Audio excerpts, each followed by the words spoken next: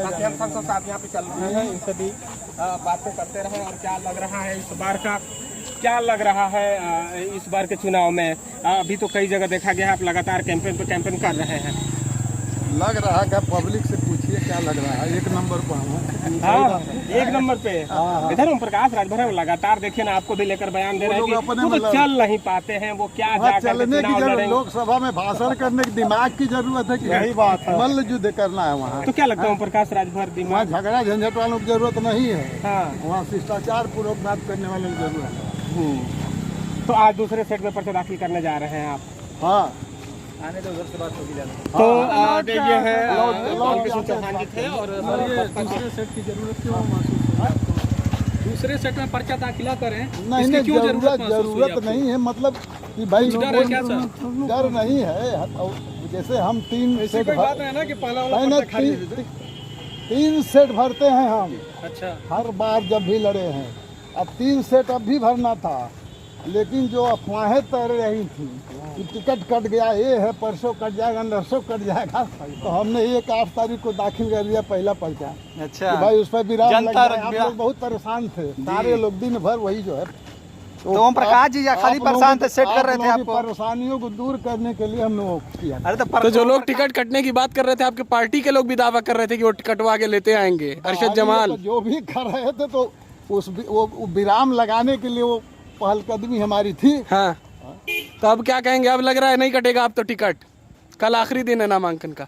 अरे भाई, तब भी नहीं कटने वाला था, अब क्या कटेगा? लेकिन ओम प्रकाश राजभर सेट करा रहे थे आपका टिकटवा। टाइम देखिए, हमको निकलना है। अच्छा, ओम प्रकाश राजभर ने कहा था बसपा का टिकट उन्होंने सेट किया है, तो वही नहीं ना दिलवाए आपको टिकट? पूरे देश का। रुकिए, नेताजी को बोलने दिए, नेताजी को बोलने दिए।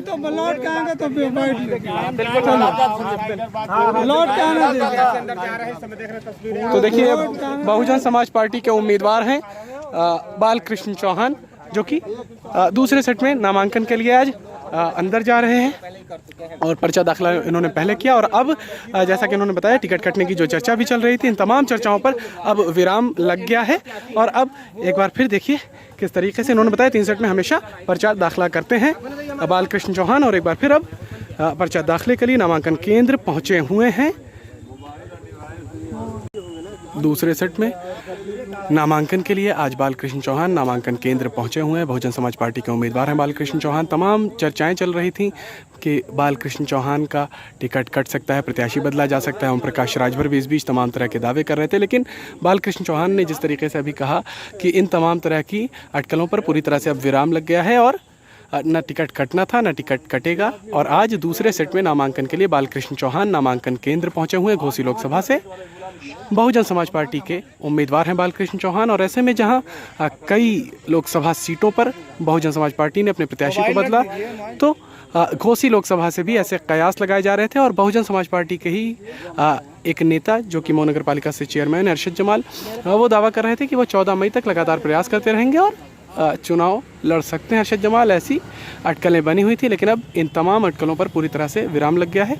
और कल नामांकन की आखिरी तिथि है घोसी लोकसभा में। और ऐसे में आज बालकृष्ण चौहान दूसरे सेट के नामांकन के लिए पहुंचे हुए हैं।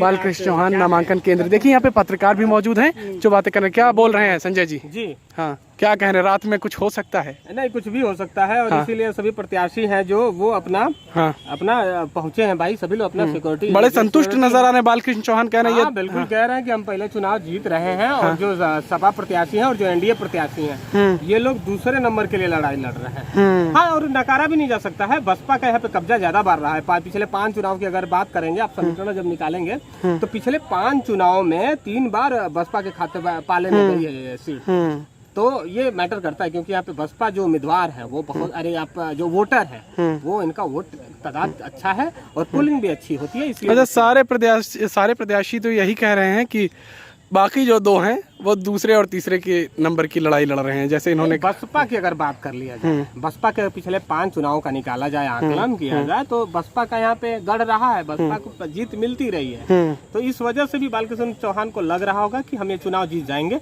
अब देखना यह है कि पिछले 1999 में चुनाव जीते और 2004 तक कार्यकाल रहा, उसके बाद ये जो कनेक्टिंग थी इनकी जनता के बीच में वो कम हो गई।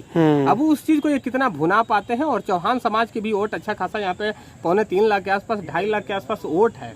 तो वो अब देखना होगा कि कितना वोट वो अपने पाले में डाल पाते हैं। अगर चौहान समाज का पूरा वोट और जो दलित वोटर है, अगर वो एक साथ पोलिंग करते हैं और अच्छा परसेंटेज में पोलिंग होती है, तो अच्छा खासा ये चुनाव लड़ेंगे, ऐसा नकारा नहीं जा सकता इससे।